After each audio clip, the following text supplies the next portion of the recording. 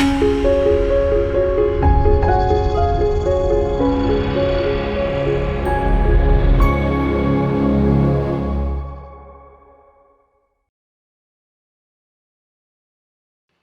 మాత్రం. నేను మీ journalist Navata. Welcome to our voice.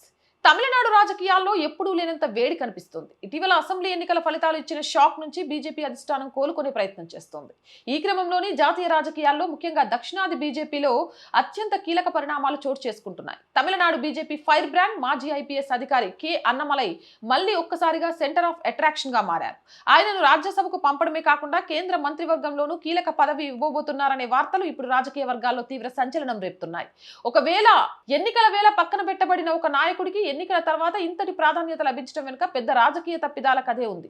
Tamil Nadu ఎన్నికలకు ముందు బీజేపీ అధిష్టానం తీసుకున్న ఒకే ఒక్క నిర్ణయం ఆ పార్టీని తీవ్రంగా దెబ్బతీసింది.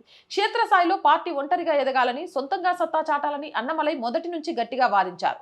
ద్రవిడ పార్టీల నీడలో ఉండే బీజేపీ ఎప్పటికీ స్వతంత్రంగా ఎదగలేదని ఆయన విశ్వసించారు. అందుకే గతంలో అన్నా డిఎంకేతో తెగదెంపులు చేసుకుని సొంతంగా బలపడేందుకు ఎన్ మక్కల్ నా నేల నా ప్రజల పేరిట భారీ పాదయాత్ర కూడా చేశారు. దీనివల్ల తమిళనాడు బీజేపీ ఓట్ షేర్ గణనీయంగా పెరిగింది.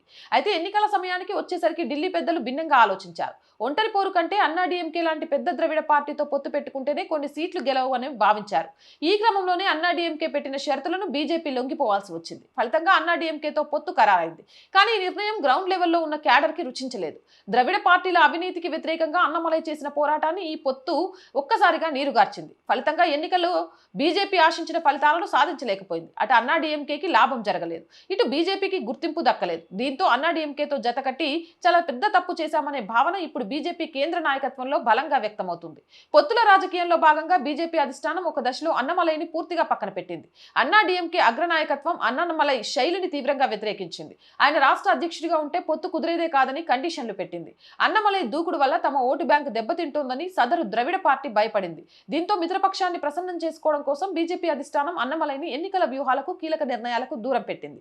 ఎన్నికల ప్రచారంలో కూడా ఆయనను ఒక సాధారణ స్టార్ క్యాంపెయినర్ గా మాత్రమే ఉపయోగించుకున్నారు తప్ప పార్టీ ఫేస్ గా ప్రాధాన్యత ఇవ్వలేదు. తమిళనాడులో బీజేపీని ఒక ఫోర్స్ గా నిలబెట్టిన నాయకుడిని కేవలం సీట్ల సర్దుబాటు కోసం ఒక ప్రాంతీయ పార్టీ ఒత్తిళ్లకు లొంగి పక్కన పెట్టడం రాజకీయంగా పెద్ద తప్పిదంగా మారింది.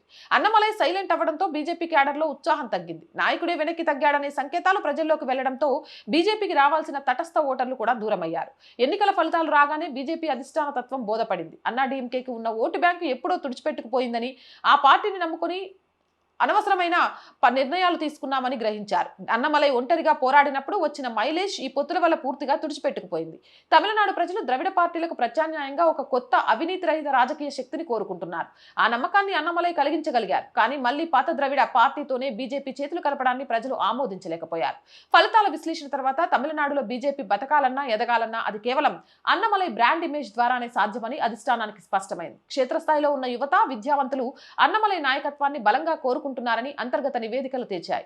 దీంతో తమ తప్పును సరిదిద్దుకునే పనిలో పడింది బీజేపీ హైకమాండ్. ఇప్పుడు జరిగిన నష్టాన్ని పూడ్చడంతో పాటు అన్నమలైని జాతీయ స్థాయి నేతగా ప్రొజెక్ట్ చేసేందుకు బీజేపీ సరికొత్త వ్యూహాన్ని రచిస్తోంది. ఆయనను ఎలాగైనా పార్లమెంటుకు పంపాలని నిర్ణయించింది. ఈ క్రమంలోనే ఆయనను రాజ్యసభకు పంపేందుకు ఏర్పాట్లు జరుగుతున్నాయి.